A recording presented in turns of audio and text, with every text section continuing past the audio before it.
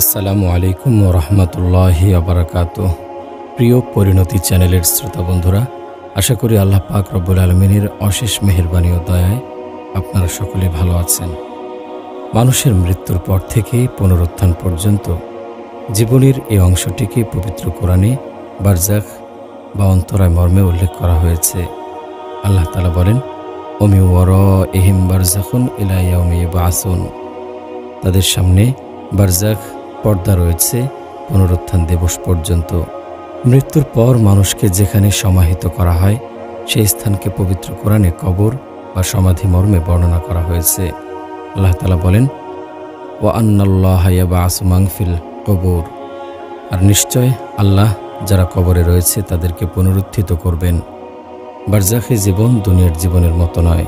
এই জীবনের শান্তি বা শাস্তি দুটোই দুনিয়ার কৃতকর্মের উপর নির্ভরশীল। সৎকর্মশীলদের কবরকে প্রশান্তির জায়গা বানিয়ে দেয়া হয়, আর যারা অসৎ মানুষ তাদের কবরকে জঘন্য শাস্তির জায়গা বানিয়ে দেয়া হয়। মানুষের কবরের জিন্দেগি কেমন হবে সে বিষয়ে পবিত্র কোরআন ও হাদিসে বিভিন্নভাবে আলোকপাত করা হয়েছে। ফেরাউন ও তার সঙ্গীদের বারজাখী জীবন প্রসঙ্গে আল্লাহ তাআলা বলেন, আন্নারু ইউরাদুনা আলাইহা গুদুওয়া ওয়া আশিয়া ওয়া ইয়াওমা তাকুমুস সাআতু আদখিলু আলা ফিরআউনা আশাদ্দাল আযাব। সকাল ও সন্ধ্যায় তাদেরকে আগুনের সামনে পেশ করা হয় এবং যেদিন কিয়ামত সংঘটিত হবে সেদিন আদেশ করা হবে, ফেরাউন গোত্রকে কঠিনতর আযাবে দাখিল করো। কবরের আযাব প্রসঙ্গে আল্লাহ বলেন, ওয়ালাউ তারা ইযিজ যালিমুনা ফি গামারাতিল মাউতি ওয়াল মালাইকাতু বাসিতু আইদিহিম আখরিজু আনফুসাকুমুল ইয়াওমা তুজজাউনা আযাবাল হুন। যদি আপনি দেখেন যখন জালেমরা মৃত্যু যন্ত্রণায় থাকে এবং স্বীয় হস্ত প্রসারিত করে ফেরেশতাগণ বলে, বের করো স্বীয় আত্মা, আজ তোমাদেরকে লাঞ্ছনাকর শাস্তি প্রদান করা হবে। অর্থাৎ মৃত্যু থেকেই জালেমদের শাস্তি শুরু হয়ে যাবে। তারপর কবর ও হাসরের মাঠ হয়ে শাস্তি পেতে পেতে তারা জাহান্নামে প্রবেশ করবে।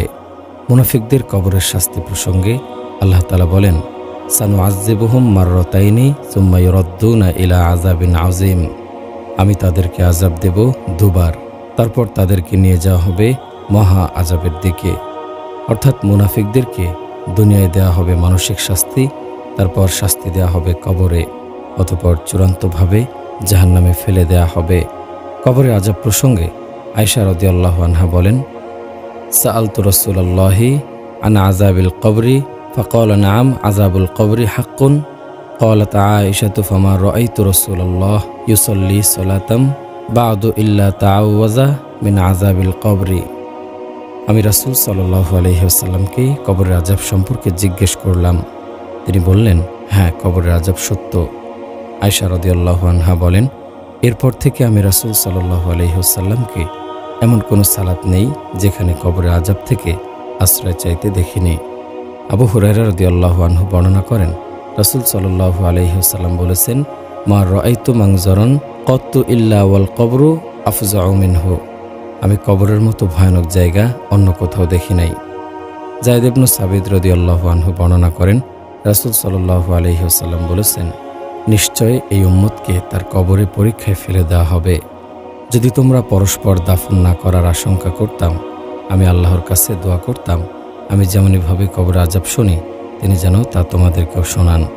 আসমা বিনতু আবু বকর রাদিয়াল্লাহু আনহু বর্ণনা করেন, রাসূল সাল্লাল্লাহু আলাইহি ওয়াসাল্লাম বলেছেন, আমার নিকট ওহী অবতীর্ণ করা হয়েছে, তোমরা কবরে দাজ্জালের ফিতনার ন্যায় বা তার কাছাকাছি ফিতনার সম্মুখীন হবে। আসমা বিনতু আবু বকর রাদিয়াল্লাহু আনহু আরও বলেন, রাসূল সাল্লাল্লাহু আলাইহি ওয়াসাল্লাম খুতবা দিতে দাঁড়ালেন। তারপর কবরের ফিতনা যার মধ্যে ব্যক্তি পতিত হবে তা নিয়ে আলোচনা করলেন। আর এতে মুসলমানেরা চিৎকার দিয়ে কাঁদতে শুরু করল। তাদের কান্নার কারণে আমি রাসূল সাল্লাল্লাহু আলাইহি ওয়াসাল্লামের কথা আর বুঝতে পারিনি। আবু সাঈদ খুদরি রাদিয়াল্লাহু আনহু বর্ণনা করেন, রাসূল সাল্লাল্লাহু আলাইহি ওয়াসাল্লাম বলেছেন, কবর হবে হয়তো আগুনের গর্তসমূহের একটি গর্ত অথবা জান্নাতের বাগানসমূহের একটি বাগান। অন্য একটি হাদিসে এসেছে, আবু সাঈদ খুদরি রাদিয়াল্লাহু আনহু বর্ণনা করেন, রাসূল সাল্লাল্লাহু আলাইহি ওয়াসাল্লাম বলেছেন, কবরের ওপর এমন কোনো দিন অতিক্রম করে না যেদিন কবর বলে না, আমি বিচ্ছিন্নতার ঘর, আমি একাকিত্বের ঘর, আমি মাটির ঘর এবং আমি পোকামাকড়ের ঘর। কোনো ব্যক্তির কবর কেমন হবে তা বোঝার জন্য মৃত্যুবরণ করার প্রয়োজন নেই, বরং ব্যক্তির আমলে জিন্দেগি বলে দেবে তার কবরের অবস্থা কি হবে। উত্তম আমলকারী কোনো ভালো মানুষকে আল্লাহ তাআলা কবরে শাস্তি দেবেন, এটা হতে পারে না।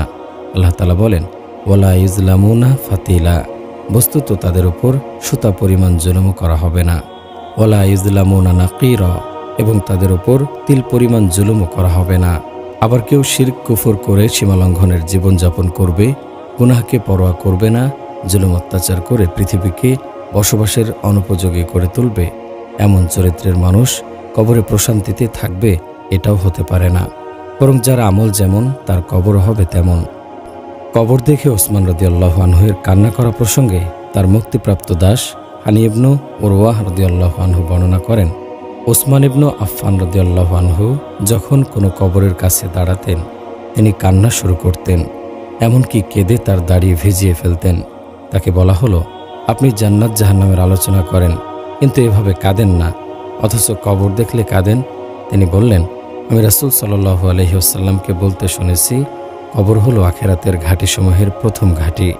এখানে যে মুক্তি পাবে তৎপরবর্তী সব ঘাঁটি অধিকতর সহজ হয়ে যাবে, আর এখানে যে মুক্তি পাবে না পরবর্তী ঘাঁটিগুলো আরও কঠিনতর হবে। মানুষকে কবরস্থ করার পর খুব অল্প সময়ের ব্যবধানে কবরে ফেরেশতা আগমন করে। ফেরেশতা এসেই তাকে শোয়া থেকে তুলে দেয়। তখন মৃত ব্যক্তি তাকে কবরস্থ করা মানুষগুলোর চলে যাওয়ার জুতার শব্দ শুনতে পায়।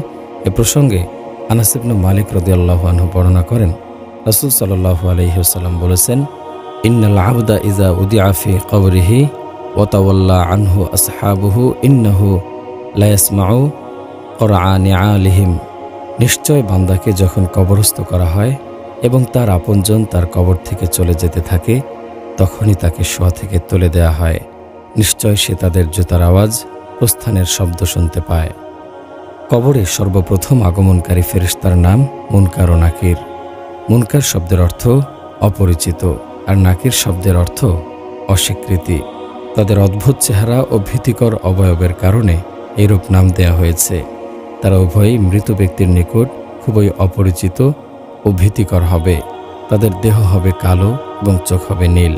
তাদের আকৃতি বর্ণনা প্রসঙ্গে আবু হুরায়রা রাদিয়াল্লাহু আনহু বর্ণনা করেন, রাসূল সাল্লাল্লাহু আলাইহি ওয়াসাল্লাম বলেছেন, ইযা কুবিরাল মাইয়িতু আতাহু মালাকানি আসওয়াদানি আজরাকানি ইউকালু লিআহাদিহিমাল মুনকারু ওয়াল আখরুন নাকিরু। মৃত ব্যক্তিকে যখন কবরের মধ্যে রাখা হয় তখন তার নিকট কালো বর্ণের নীল চোখ বিশিষ্ট দুজন ফেরেশতা আগমন করে। তাদের একজনকে মুনকার ও অন্যজনকে নাকির বলা হয়। অন্য একটি হাদিসে এসেছে, আবু হুরায়রা রাদিয়াল্লাহু আনহু বর্ণনা করেন, রাসূল সাল্লাল্লাহু আলাইহি ওয়াসাল্লাম বলেছেন, তার নিকট মুনকার ও নাকির আগমন করবে। তাদের চোখসমূহ হল তামার ডেগের ন্যায়, দাঁতসমূহ গাভীর শিংয়ের ন্যায়, কণ্ঠস্বর মেঘের গর্জনের ন্যায়। কোনো ব্যক্তির জানাজার নামাজ শেষ করার পর তাড়াহুড়ো করে চলে না গিয়ে তার দাফন কার্যে অংশগ্রহণ করা বড়ই সওয়াবের কাজ। হাদিসে এসেছে, সাওবান রাদিয়াল্লাহু আনহু বর্ণনা করেন, রাসূল সাল্লাল্লাহু আলাইহি ওয়াসাল্লাম বলেছেন, মান সাল্লা আলা জানাজাতিন ফালাহু কিরাতুন ফাইন শাহিদা দাফনাতাহা ফালাহু কিরাতানি কিরাতু মিসলু উহুদিন।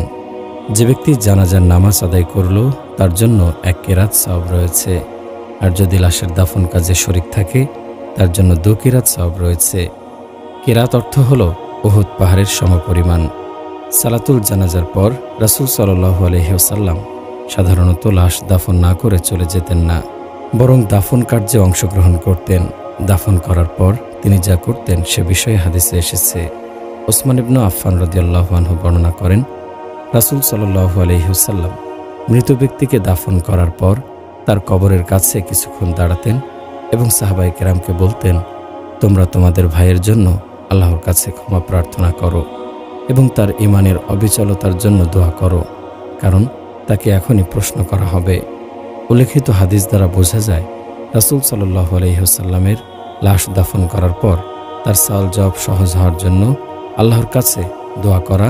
অথচ কোনো কোনো এলাকায় দেখা যায় সালাতুল জানাজার পর দাফন করার পূর্বে মৃতের জন্য দোয়া করা হয়। এতে সুন্নাহর লঙ্ঘন তো হয়ই, সাথে সাথে দোয়ার পর যারা দাফন পর্যন্ত অপেক্ষা না করে চলে যায় তাদেরকেও এক কিরাত সওয়াব থেকেও বঞ্চিত করা হয়। তবে আব্দুর রহমান ইবনু শামসা রাহমাতুল্লাহি আলাইহি বর্ণনা করেন, আমর ইবনু আস রাদিয়াল্লাহু আনহু যখন মুমূর্ষু অবস্থায়, তখন আমরা তার কাছে উপস্থিত ছিলাম। তিনি আমাদেরকে বলেন, আমি মৃত্যুবরণ করলে একটি উট জবেহ করে তার গোশত বন্টন করতে যতটুকু সময় লাগে, ততটুকু সময় আমার কবরের পাশে তোমরা অপেক্ষা করবে, যেন তোমাদের মাধ্যমে আমার নিঃসঙ্গতা দূর হয় এবং আমি আমার রবের ফেরেশতাদের প্রশ্নের জবাব দিতে পারি। ইমাম নববী রহমতুল্লাহি আলাইহি তার কিতাবুল আজকারে উল্লেখ করেছেন, নিশ্চয় ইবনু ওমর রাদিয়াল্লাহু আনহু দাফনের পর কবরের পাশে সূরা বাকারার প্রথম ও শেষ অংশ তেলাওয়াত করাকে পছন্দ করতেন। ইবনু বাস ও ইবনু উসাইমিন সহ একদল আলিম বলেন, রাসূল সাল্লাল্লাহু আলাইহি ওয়াসাল্লাম নিজে কখনো মৃত ব্যক্তির কবরের পাশে পবিত্র কোরআন তেলাওয়াত করেননি এবং সাহাবাগণ রাদিয়াল্লাহু আনহুকেও কবরের পাশে পবিত্র কোরআন তেলাওয়াত করতে বলেননি। তাই দাফনের পর মৃত ব্যক্তির জন্য ইস্তেগফার ও দোয়া করাই সুন্নাত। কবরের প্রশ্নগুলো দুপর্বে বিভক্ত হবে। ১. মনস্তাত্ত্বিক, ২. মৌখিক। মনস্তাত্ত্বিক প্রশ্নটি আল্লাহর পক্ষ থেকে করা হবে, আর সেটি হবে নামাজ প্রসঙ্গে। দ্বিতীয় পর্বের প্রশ্নগুলো হবে মৌখিক, আর সেগুলো ফেরেশতার মাধ্যমে করা হবে। কবরস্থ ব্যক্তি যখন মনস্তাত্ত্বিক প্রশ্নের উত্তরটি যথাযথভাবে দিতে সক্ষম হবে, ফেরেশতাদের করা মৌখিক প্রশ্নের জবাব দেওয়ার ব্যবস্থা আল্লাহ তাআলা নিজেই করে দেবেন। পবিত্র কোরআনে আল্লাহ বলেছেন, ইউসাব্বিতুল্লাহুল্লাযীনা আমানু বিল কওলিস সাবিতি ফিল হায়াতিদ দুনিয়া ওয়া ফিল আখিরাহ। আল্লাহ ঈমানদারদেরকে মজবুত বাক্য ঈমান দ্বারা দৃঢ় করে দেন, পার্থিব জীবনে এবং পরকালে কবরে। উক্ত আয়াতের ব্যাখ্যা প্রসঙ্গে বারা ইবনু আজিব রাদিয়াল্লাহু আনহু বর্ণনা করেন, ইয়াকুলু মান রাব্বুকা ফায়াকুলু রাব্বি আল্লাহ ওয়া দীনি দীনু মুহাম্মাদিন ফাযালিকা কওলুহু ইউসাব্বিতুল্লাহুল্লাযীনা আমানু বিল কওলিস সাবিতি ফিল হায়াতিদ দুনিয়া ওয়া ফিল আখিরাহ। প্রশ্ন করা হবে, তোমার প্রভুকে? অতঃপর সে বলবে, আমার প্রভু আল্লাহ, আমার দিন মুহাম্মদ সাল্লাল্লাহু আলাইহি ওয়াসাল্লামের দিন। আর এটাই হলো আল্লাহর বক্তব্য। আল্লাহ ঈমানদারদেরকে মজবুত বাক্য দ্বারা দৃঢ় করে দেন দুনিয়া ও আখিরাতে। প্রথম পর্বের মনস্তাত্ত্বিক প্রশ্ন কি, সে প্রসঙ্গে হাদিসে এসেছে, জাবির ইবনু আবদুল্লাহ রাদিয়াল্লাহু আনহু বর্ণনা করেন, রাসূল সাল্লাল্লাহু আলাইহি ওয়াসাল্লাম বলেছেন, ইযা দাখালাল মাইয়িতুল কবরা মুসসিলাত লাহুশ শামসু ইনদা গুরুবিহা ফায়াজলিসু ইয়ামসাহু আইনাইহি ওয়া ইয়াকুলু দাউনি উসাল্লি। মৃত ব্যক্তি যখন কবরে প্রবেশ করে, সূর্যকে অস্তগামী অবস্থায় তার সামনে উপস্থিত করা হয়। তখন সে বলে এবং চোখ মুছতে থাকে আর বলে, আমাকে নামাজ পড়তে দাও। অর্থাৎ ফেরেশতাদ্বয় যখন মৃত ব্যক্তিকে শোয়া থেকে তুলে বসিয়ে দেন, তখন সে বসে দেখতে পাবে সূর্য অস্তগামী। আল্লাহ তাআলা সূর্যকে অস্তগামী অবস্থায় হাজির করে তাকে মনস্তাত্ত্বিক পরীক্ষায় ফেলে দেবেন। তিনি দেখতে চান সে কি করে। যদি লোকটি নামাজি হয়, তার মনে পড়ে যাবে, আসরের নামাজ তো পড়া হয়নি, তখন সে ফেরেশতাদের সাথে কোনো কথা না বলে বরং বলবে, আমাকে নামাজ পড়তে দিন। তখনও সে বুঝতে পারবে না সে কবরে রয়েছে। আর এই অভিব্যক্তি দ্বারা প্রমাণিত হবে সে দুনিয়ায় নামাজি ছিল। আর আল্লাহ তাআলা এরকম অভিব্যক্তি মৃত ব্যক্তি থেকে কামনা করেন। মৃত ব্যক্তি মুমিন হলে ফেরেশতাদ্বয় তাকে 4টি প্রশ্ন করবেন, আর যদি মৃত ব্যক্তি কাফের হয়, ফেরেশতাদ্বয় তাকে 3টি প্রশ্ন করবেন। এ প্রসঙ্গে হাদিসে এসেছে, বারা ইবনু আজিব রাদিয়াল্লাহু আনহু বর্ণনা করেন, রাসূল সাল্লাল্লাহু আলাইহি ওয়াসাল্লাম বলেছেন, অতঃপর তার নিকট 2 জন ফেরেশতা এসে তাকে বসিয়ে উভয়ে প্রশ্ন করে, তোমার রবকে? তখন সে বলে, আমার রব আল্লাহ। তারা উভয়ে তাকে প্রশ্ন করে, তোমার দিন কি? সে বলে, আমার দিন হলো ইসলাম। তারা প্রশ্ন করে, এই লোকটি তোমাদের মধ্যে প্রেরিত হয়েছিল, তিনি কে? সে বলে, তিনি আল্লাহর রাসূল। তারা তাকে প্রশ্ন করে, তুমি কি করে এসব জানতে পারলে? সে বলে, আমি আল্লাহর কিতাব পড়েছি এবং তার প্রতি ঈমান এনেছি এবং তা সত্য বলে স্বীকার করেছি। তিনি বলেন, অতঃপর আকাশ থেকে একজন ঘোষক ঘোষণা করবেন, আমার বান্দা যথাযথ বলেছে, সুতরাং তার জন্য কবরে জান্নাতের একটি বিছানা বিছিয়ে দাও এবং তাকে জান্নাতের পোশাক পরিয়ে দাও। এছাড়া তার জন্য জান্নাতের দিকে একটি দরজা খুলে দাও। তিনি বলেন, এবার তার দিকে জান্নাতের স্নিগ্ধকর হাওয়া এবং সুগন্ধি বহমান হয়ে যাবে। তার কবরকে তার দৃষ্টিসীমা পর্যন্ত প্রশস্ত করা হবে। অতঃপর তিনি কাফেরদের মৃত্যু প্রসঙ্গে বলেন, তার রূহকে তার শরীরে ফিরিয়ে আনা হয় এবং 2 জন ফেরেশতা তাকে বসিয়ে দেয় এবং প্রশ্ন করে, তোমার রবকে? সে বলে, হায় হায়, আমি কিছুই জানি না। তারপর তারা আবার প্রশ্ন করে, তোমার দিন কি? সে বলে, হায় হায়, আমি কিছুই জানি না। তারা আবার প্রশ্ন করে, এ লোকটি তোমাদের মধ্যে প্রেরিত হয়েছিল, তিনি কে? সে বলে, হায় হায়, আমি তো কিছুই জানি না। তখন আকাশ থেকে একজন ঘোষণাকারী ঘোষণা করেন, সে মিথ্যা বলছে, সুতরাং তার জন্য জাহান্নামের একটি বিছানা বিছিয়ে দাও এবং তাকে জাহান্নামের পোশাক পরিয়ে দাও, আর তার জন্য জাহান্নামের দিকে দরজা খুলে দাও। তিনি বলেন, অতঃপর তার দিকে জাহান্নামের উত্তপ্ত বাতাস আসতে থাকে। এছাড়া তার জন্য তার কবরকে সংকীর্ণ করে দেওয়া হয়, ফলে তার একদিকের পাঁজরের হাড্ডি অপর দিকের পাঁজরের ভিতর ঢুকে যায়। অতঃপর তার জন্য একজন অন্ধ ও বধির, অন্য বর্ণনায় এসেছে, বোবা ফেরেশতাকে নিযুক্ত করা হবে, যার সঙ্গে একটি লোহার হাতুড়ি থাকবে। যদি এর দ্বারা কোনো পাহাড়কে আঘাত করা হয় তাহলে তা ধুলায় পরিণত হয়ে যাবে। তারপর সে তাকে তা দিয়ে সজোরে আঘাত করতে থাকবে। এতে সে বিকট শব্দে চিৎকার দিতে থাকবে, যার আওয়াজ মানুষ ও জিন ব্যতীত পূর্ব থেকে পশ্চিম পর্যন্ত সকল মাখলুক শুনতে পারে। আঘাতের ফলে সে মাটিতে মিশে যাবে, অতঃপর তার দেহে আবার রূহ ফিরিয়ে দেওয়া হবে। এভাবে শাস্তি অব্যাহত থাকবে। আনাস ইবনে মালিক রাদিয়াল্লাহু আনহু বর্ণনা করেন, রাসূল সাল্লাল্লাহু আলাইহি ওয়াসাল্লাম বলেছেন, তার নিকট দুজন ফেরেশতা আগমন করে এবং তাকে বসিয়ে দেয়। অতঃপর তারা তাকে প্রশ্ন করে, এই যে মুহাম্মদ সাল্লাল্লাহু আলাইহি ওয়াসাল্লাম, তার সম্পর্কে তুমি কি বলতে? তখন সে মুমিন বলবে, আমি সাক্ষ্য দিচ্ছি, নিশ্চয়ই তিনি আল্লাহর বান্দা ও রাসূল। তখন তাকে বলা হবে, জাহান্নামে তোমার অবস্থানের জায়গাটি দেখে নাও, যার পরিবর্তে আল্লাহ তোমার জন্য জান্নাতে একটি স্থান নির্ধারণ করেছেন। তখন সে দুটো স্থান একসঙ্গে দেখতে পাবে। আর যে ব্যক্তি কাফির বা মুনাফিক, সে বলবে, আমি জানি না, অন্য লোকেরা যা বলতো আমিও তা বলতাম। তখন তার দোকানের মাঝখানে লোহার মুগুর দিয়ে সজোরে আঘাত করা হবে, যার কারণে সে এমন জোরে চিৎকার করে উঠবে, যার আওয়াজ যেন মানুষ ব্যতীত আশপাশের সবাই শুনবে। কবরস্থ ব্যক্তিকে কবরে তার চিরস্থায়ী নিবাস জান্নাত অথবা জাহান্নাম দেখানো হবে। এ প্রসঙ্গে আব্দুল্লাহ ইবনে ওমর রাদিয়াল্লাহু আনহু বর্ণনা করেন, রাসূল সাল্লাল্লাহু আলাইহি ওয়াসাল্লাম বলেছেন, তোমাদের কেউ মৃত্যুবরণ করলে অবশ্যই তার সামনে সকাল সন্ধ্যায় তার আবাসস্থল উপস্থাপন করা হয়। যদি সে জান্নাতি হয় তবে আবাসস্থল জান্নাতীদের মধ্যে দেখানো হয়, আর যদি সে জাহান্নামী হয় তাকে জাহান্নামীদের মধ্যে দেখানো হয়। অতঃপর তাকে বলা হয়, এটাই তোমার আবাসস্থল, কিয়ামতের দিন এখানে তোমাকে পাঠানো হবে। আবু হুরায়রা রাদিয়াল্লাহু আনহু বর্ণনা করেন, রাসূল সাল্লাল্লাহু আলাইহি ওয়াসাল্লাম বলেছেন, মৃত ব্যক্তিকে কবরে রাখা হলে সে যদি সৎকর্মপরায়ণ হয় তাহলে তাকে ভীতিশূন্য ও দুশ্চিন্তামুক্ত অবস্থায় কবরে বসানো হয়। অতঃপর তাকে জিজ্ঞেস করা হয়, তুমি কিসের অনুসারী ছিলে? সে বলবে, আমি ইসলামের অনুসারী ছিলাম। তাকে জিজ্ঞেস করা হবে, এই ব্যক্তিকে? সে বলবে, আল্লাহর রাসূল মুহাম্মদ। তিনি আল্লাহর পক্ষ থেকে সুস্পষ্ট দলিল প্রমাণসহ আমাদের নিকট এসেছিলেন এবং আমরা তাকে সত্য নবী বলে স্বীকার করেছি। অতঃপর তাকে জিজ্ঞেস করা হবে, তুমি কি আল্লাহকে দেখেছিলে? সে বলবে, আল্লাহকে দেখা কারো পক্ষে সম্ভব নয়। অতঃপর তার জন্য জাহান্নামের দিকে একটি সুড়ঙ্গ পথ খুলে দেওয়া হবে। সে সেদিকে তাকিয়ে দেখতে পাবে তার এক অংশ অপর অংশকে গ্রাস করছে। তাকে বলা হবে, দেখে নাও, আল্লাহ যা থেকে তোমাকে রক্ষা করেছেন। তারপর তার জন্য জান্নাতের দিকে একটি সুড়ঙ্গ পথ খুলে দেওয়া হবে। সে তথাকার পুষ্প উদ্যান ও অন্যান্য সব কিছু দেখতে পাবে। তাকে বলা হবে, এই হলো তোমার চিরস্থায়ী আবাসস্থল। তাকে আরও বলা হবে, তুমি ঈমানের উপর প্রতিষ্ঠিত ছিলে, ঈমানসহ মৃত্যুবরণ করেছিলে এবং ইনশাআল্লাহ ঈমানসহ হাসরের ময়দানে উত্থিত হবে। পক্ষান্তরে দুষ্কর্মপরায়ণ লোককে ভীতিকর ও দুশ্চিন্তাগ্রস্ত অবস্থায় উঠিয়ে তার কবরে বসানো হবে। তাকে জিজ্ঞেস করা হবে, তুমি কিসের অনুসারী ছিলে? সে বলবে, আমি জানি না। তাকে জিজ্ঞেস করা হবে, এই ব্যক্তিকে? সে বলবে, আমি লোকজনকে যা বলতে শুনেছি আমিও তাই বলেছি। অতঃপর তার জন্য জান্নাতের দিকে একটি সুড়ঙ্গ পথ খুলে দেওয়া হবে। সে সেদিকে তাকিয়ে তথাকার পুষ্প উদ্যান ও অন্যান্য সব কিছু দেখতে পাবে। তাকে বলা হবে, দেখো, যা থেকে আল্লাহ তোমাকে বঞ্চিত করেছেন।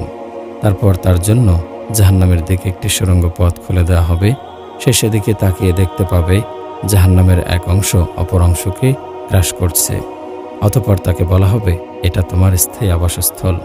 তুমি সংশয়ের ওপর প্রতিষ্ঠিত ছিলে, সংশয়ী অবস্থায় মৃত্যুবরণ করেছিলে এবং আল্লাহর মর্জি মোতাবেক তোমাকে সংশয়ী অবস্থায় ওঠানো হবে। ঈমানদারগণকে তাদের মৃত্যুর সময় মৃত্যুর ফেরেশতা সালাম প্রদান করবে, নাকের কাছে জান্নাতের সুঘ্রাণ ছড়িয়ে দেবে। জান্নাতে প্রবেশের সুসংবাদ প্রদান করে জান কবজ করবে। এ সকল অবস্থা প্রমাণ করে ঈমানদারদের প্রাপ্য মর্যাদার শুভ সূচনা তাদের মৃত্যুর পূর্বক্ষণ থেকে শুরু হয়ে যাবে। সুতরাং মৃত্যুর পর কবরেও সেই সম্মান ও মর্যাদা চলমান থাকবে। এটা একেবারেই স্বাভাবিক। এ প্রসঙ্গে আবু হুরায়রা রাদিয়াল্লাহু আনহু বর্ণনা করেন, রাসূল সাল্লাল্লাহু আলাইহি ওয়াসাল্লাম বলেছেন, নিশ্চয় মুমিন তার কবরে সবুজ বাগানের মধ্যে থাকবে। তার কবরকে ৭০ হাত প্রশস্ত করে দেওয়া হবে আর তা পূর্ণিমার চাঁদের ন্যায় আলোকিত করে দেওয়া হবে। আবু হুরায়রা রাদিয়াল্লাহু আনহু থেকে বর্ণিত অন্য একটি হাদিসে এসেছে, রাসূল সাল্লাল্লাহু আলাইহি ওয়াসাল্লাম বলেছেন, মুনকার নাকিরের প্রশ্নের যথাযথ জবাব প্রদান করার পর মুমিন ব্যক্তিকে লক্ষ্য করে তারা বলবে, আমরা জানতাম তুমি এ কথাই বলবে। অতঃপর তার কবরকে দৈর্ঘ্যে ও প্রস্থে ৭০ গজ প্রশস্ত করে দেওয়া হবে এবং কবরকে আলোকিত করে দেওয়া হবে। তারপর তাকে বলা হবে, তুমি ঘুমিয়ে যাও। তখন সে বলবে, আমার পরিবার পরিজনের নিকট এ সংবাদ দেওয়ার জন্য আমি তাদের কাছে ফিরে যেতে চাই। তখন আবারও বলা হবে, তুমি ঘুমিয়ে যাও। অতঃপর সে ঘুমিয়ে যাবে বাসর ঘরে বরের ঘুমের মতো। আবু সাঈদ খুদরি রাদিয়াল্লাহু আনহু বর্ণনা করেন, রাসূল সাল্লাল্লাহু আলাইহি ওয়াসাল্লাম বলেছেন, ঈমানদার ব্যক্তিকে যখন দাফন করা হয় তখন কবর তাকে বলে, স্বাগতম, নিজস্ব স্থানে এসেছো। আমার পিঠের ওপর যত লোক চলাফেরা করেছে তাদের মধ্যে তুমি ছিলে আমার নিকট সবচেয়ে বেশি প্রিয়। আজ যখন তোমাকে আমার কাছে সমর্পণ করা হয়েছে, তুমি অচিরেই দেখতে পাবে আমি তোমার সাথে কেমন ব্যবহার করি। তারপর তার জন্য কবর তার দৃষ্টিসীমা পর্যন্ত প্রশস্ত হয়ে যাবে এবং তার জন্য জান্নাতের দিকে একটি দরজা খুলে দেওয়া হবে। মুনকার নাকির ফেরেশতাদ্বয়ের প্রশ্নসমূহের যথাযথ জবাব প্রদানের পর কবরের অবস্থা কেমন হবে সে প্রসঙ্গে বারা ইবনু আজিব রাদিয়াল্লাহু আনহু বর্ণনা করেন, রাসূল সাল্লাল্লাহু আলাইহি ওয়াসাল্লাম বলেছেন, অতঃপর আকাশ থেকে একজন ঘোষণাকারী ঘোষণা করবেন, আমার বান্দা যথাযথ বলেছে, সুতরাং তাকে জান্নাতের পোশাক পরিয়ে দাও, জান্নাতের বিছানা বিছিয়ে দাও এবং জান্নাতের দিকে একটি দরজা খুলে দাও। এবার তার কবরের দিকে জান্নাতের স্নিগ্ধকর হাওয়া ও সুগন্ধি প্রবাহিত হয়ে যাবে আর তার কবরকে তার দৃষ্টিশক্তির সীমানা পর্যন্ত প্রশস্ত করে দেয়া হবে। আবু হুরায়রা রাদিয়াল্লাহু আনহু বর্ণিত অন্য একটি হাদিসে এসেছে, রাসূল সাল্লাল্লাহু আলাইহি ওয়াসাল্লাম বলেন, মৃত ব্যক্তিকে যখন কবরে রাখা হবে, যদি সে মুমিন হয় তাহলে নামাজ তার মাথার নিকট থাকে, রোজা তার ডান দিকে থাকে, যাকাত তার বাম দিকে থাকে এবং তার সৎকর্মসমূহ যেমন দান, সাদাকা, আত্মীয়তার সম্পর্ক স্থাপন, সৎ কাজের আদেশ, মানুষের প্রতি ইহসান তার পায়ের নিকট থাকে।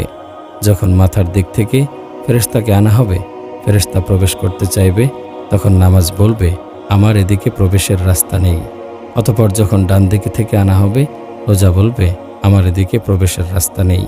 তারপর যখন বাম দিক থেকে আনা হবে, তখন যাকাত বলবে, আমার এদিকে রাস্তা নেই। অতঃপর যখন দু পায়ের দিক থেকে আনা হবে, তখন তার নেক কাজগুলো বলবে, আমার এদিকে রাস্তা নেই। অতঃপর তাকে বলা হবে, বসুন, তারপর সে বসবে। উল্লেখ্য যে কবরের জীবনকে দুনিয়ার জীবনের সাথে তুলনা করা যাবে না। মুমিন কবরে ঘুমিয়ে থাকবে, এ কথার অর্থ এই নয় যে সে অচেতন থাকবে, কারণ বারজাখে ঘুমের কোনো প্রয়োজন নেই, বরং ঘুম দ্বারা প্রশান্তিও বোঝানো হতে পারে। বরং মুমিন কবরে জান্নাতের বিভিন্ন নিয়ামত ভোগ করতে থাকবে। কাফেরের মৃত্যুর সময় মৃত্যুর ফেরেশতা জাহান্নামের চাবুক দিয়ে তার চেহারায় ও পিঠে বেত্রাঘাত করবে। তারপর সজোরে টেনে হেঁচড়ে তার দেহ থেকে রূহ বের করবে। ফেরেশতার এই আচরণ প্রমাণ করে তার মৃত্যু পরবর্তী জীবন বড়ই ভয়াবহ, আর এই ভয়াবহতা ক্রমশই বৃদ্ধি পেতে থাকবে। কাফেরদের কবরের জীবনের ধরন আকৃতি বর্ণনা করতে গিয়ে আবু হুরায়রা রাদিয়াল্লাহু আনহু বর্ণনা করেন, রাসূল সাল্লাল্লাহু আলাইহি ওয়াসাল্লাম বলেছেন, কাফেরকে তার কবরে আযাব দেয়া হবে, আমি সে সত্তার কসম করছি যার হাতে আমার প্রাণ, নিশ্চয় তার উপর ৭০টি তিন্নিনকে চাপিয়ে দেয়া হবে। তোমরা কি জানো তিন্নিন কি? তিন্নিন হলো সাপ। প্রতিটি সাপের ৭টি মাথা থাকবে। এগুলো তাকে দংশন করবে, খামচি মারতে থাকবে কিয়ামত পর্যন্ত।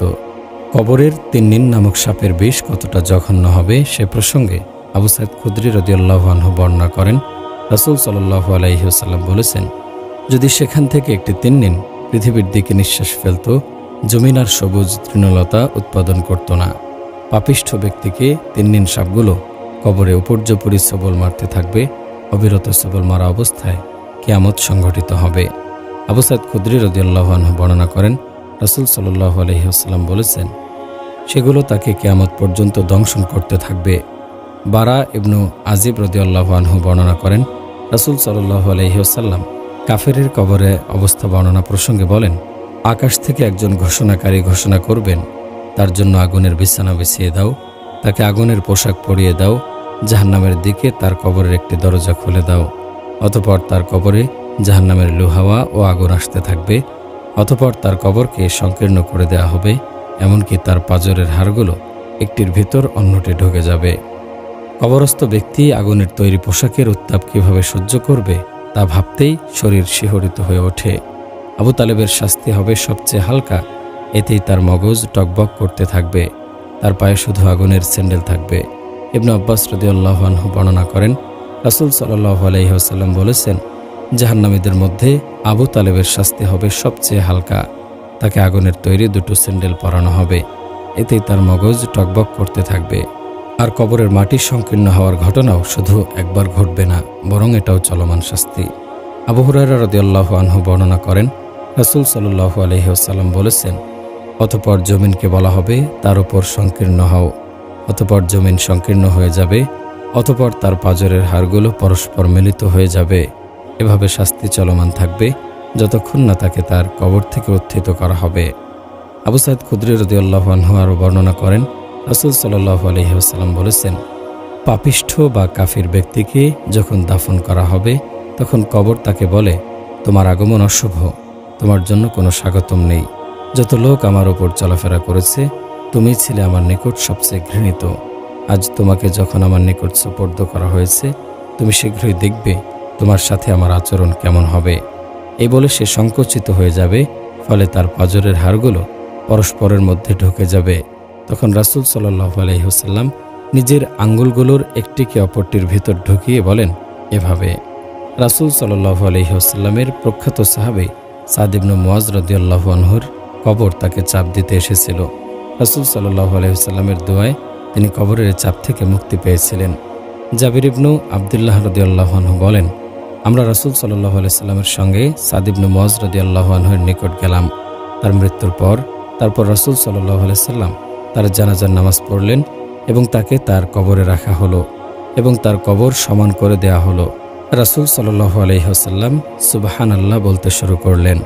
আমরাও দীর্ঘক্ষণ সুবহানাল্লাহ বলতে থাকলাম। অতঃপর তিনি তাকবীর দিলেন, আমরাও তাকবীর দিলাম। কোনো একজন বললেন, হে আল্লাহর রাসূল, আপনি কেন তাসবিহ পড়লেন এবং তাকবীর দিলেন? উত্তরে তিনি বললেন, এ সৎ মানুষটির জন্য তার কবরের মাটি সংকীর্ণ হয়ে আসতেছিল, তাই আমি এমনটি করেছি। অতঃপর আল্লাহ তাকে তা থেকে মুক্তি দিয়ে দিলেন। আর এ কথা শতসিদ্ধ যে কবরের মাটি যার জন্য সংকীর্ণ হয়ে যাবে তার এক পাঁজরের হাড্ডি অপর পাঁজরের হাড্ডির ভিতর ঢুকে যাবে। যে সাদ ইবনে মুআয রাদিয়াল্লাহু আনহু এর জন্য কবরের মাটি সংকীর্ণ হয়ে আসতেছিল তিনি ছিলেন বড়ই জালিলুল কদর সাহাবী। ইহুদি বনু কুরাইজা গোত্রকে যখন তাদের বিশ্বাসঘাতকতার কারণে রাসূল সাল্লাল্লাহু আলাইহি ওয়াসাল্লাম অবরুদ্ধ করেন, তারা সাদ ইবনে মুআয রাদিয়াল্লাহু আনহুকে তাদের বিচার করার জন্য বিচারক হিসেবে প্রস্তাব করেছিল। রাসূল সাল্লাল্লাহু আলাইহি ওয়াসাল্লাম নিজেও এ প্রস্তাব মেনে নিয়েছিলেন, আর তিনি এমনিতেও আনসারদের নেতৃস্থানীয় ব্যক্তি ছিলেন। আবু সাঈদ খুদরী রাদিয়াল্লাহু আনহু বর্ণনা করেন, যখন বনু কুরাইজা সাদ ইবনে মুআয রাদিয়াল্লাহু আনহু এর বিচার মেনে নেয়ার ব্যাপারে প্রস্তাবনা পেশ করল, তখন রাসূল সাল্লাল্লাহু আলাইহি ওয়াসাল্লাম সাদ রাদিয়াল্লাহু আনহু এর নিকট লোক পাঠালেন, আর তিনি তখন কাছেই ছিলেন। তারপর তিনি একটি গাধায় চড়ে আগমন করলেন। যখন তিনি মসজিদের নিকট পৌঁছে গেলেন তখন রাসূল সাল্লাল্লাহু আলাইহি ওয়াসাল্লাম আনসারদেরকে বললেন, তোমরা তোমাদের নেতার সাহায্যের জন্য দাঁড়িয়ে যাও। তখন তিনি অসুস্থ ছিলেন। খন্দকের যুদ্ধে ওনার পায়ে তীরের আঘাত লেগেছিল আর তা থেকে রক্তক্ষরণ হচ্ছিল। যে সাদ ইবনে মুআয রাদিয়াল্লাহু আনহুকে কবরের মাটি চাপ দিতে এসেছিল তার স্মৃতিচারণ করতে গিয়ে রাসূল সাল্লাল্লাহু আলাইহি ওয়াসাল্লাম বললেন, ইবনে উমর রাদিয়াল্লাহু আনহু বর্ণনা করেন, তিনি সেই ব্যক্তি যার মৃত্যুতে আরশ প্রকম্পিত হয়েছে। তার জন্য আকাশের দরজাগুলো উন্মুক্ত করা হয়েছিল এবং ৭০,০০০ ফেরেশতা তার জানাজার নামাজে উপস্থিত হয়েছিল। তাকেও মাটি চাপা দিতে উদ্যত হয়েছিল। তারপর তা থেকে তাকে মুক্ত দেয়া হয়েছে। কবরের আযাব এক নিশ্চিত সত্য। আল্লাহর রহমত ব্যতীত তা থেকে নিষ্কৃতি পাওয়া অসম্ভব। রাসূল সাল্লাল্লাহু আলাইহি ওয়াসাল্লাম নিজেও আল্লাহ তাআলার কাছে কবরের আযাব থেকে পানাহ চাইতেন।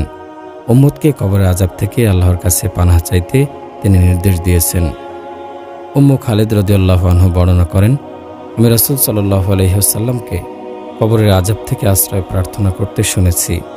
আয়েশা রাদিয়াল্লাহু আনহা বর্ণনা করেছেন, আন্না রাসূলুল্লাহি সাল্লাল্লাহু আলাইহি ওয়াসাল্লাম কানা ইয়াদুউ ফিস সালাতি আল্লাহুম্মা ইন্নী আউযু বিকা মিনাল আযাবিল কবরি ওয়া আউযু বিকা মিন ফিতনাতিল মাহইয়ায়া ওয়াল মামাতি ওয়া আউযু বিকা মিন ফিতনাতিল মাসিহিদ দাজ্জাল। রাসূল সাল্লাল্লাহু আলাইহি ওয়াসাল্লাম নামাজের মধ্যে এভাবে দোয়া করতেন, হে আল্লাহ, আমি আপনার নিকট কবরের আযাব থেকে আশ্রয় চাই। আমি আপনার কাছে আশ্রয় চাই জীবিত মৃতদের ফিতনা থেকে। আমি আপনার কাছে আশ্রয় চাই মাসিহ দাজ্জালের ফিতনা থেকে।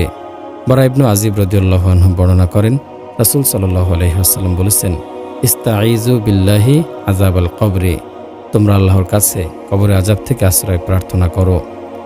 উম্মু খালিদ রাদিয়াল্লাহু আনহা থেকে বর্ণিত রয়েছে যে রাসূল সাল্লাল্লাহু আলাইহি ওয়াসাল্লাম বলেছেন, ইস্তাজিরু বিল্লাহি মিন আযাবিল কবরি ফা ইন্না আযাবাল কবরি হাক্কুন, তোমরা কবরের আযাব থেকে মুক্তি প্রার্থনা করো, নিশ্চয় কবরের আযাব সত্য। মৃত ব্যক্তির জন্য কবর সংকীর্ণ হয়ে যাওয়া হাদিস দ্বারা প্রমাণিত। তবে কবরের সংকীর্ণ হয়ে যাওয়া কবরস্থ সকল মানুষের জন্য প্রযোজ্য নাকি শুধু পাপাচারীদের জন্য প্রযোজ্য, তা নিয়ে আলিমদের মধ্যে মতভিন্নতা রয়েছে। একদল আলিম বলেন, কবরের সংকীর্ণ হয়ে যাওয়া সকল মুর্দার জন্য প্রযোজ্য, এ সংকীর্ণতা থেকে কেউই রেহাই পাবে না। আব্দুল্লাহ ইবনে ওমর রাদিয়াল্লাহু আনহু বর্ণনা করেন, রাসূল সাল্লাল্লাহু আলাইহি ওয়াসাল্লাম বলেছেন, নিশ্চয় কবরের চাপ সকলের জন্য নির্ধারিত রয়েছে।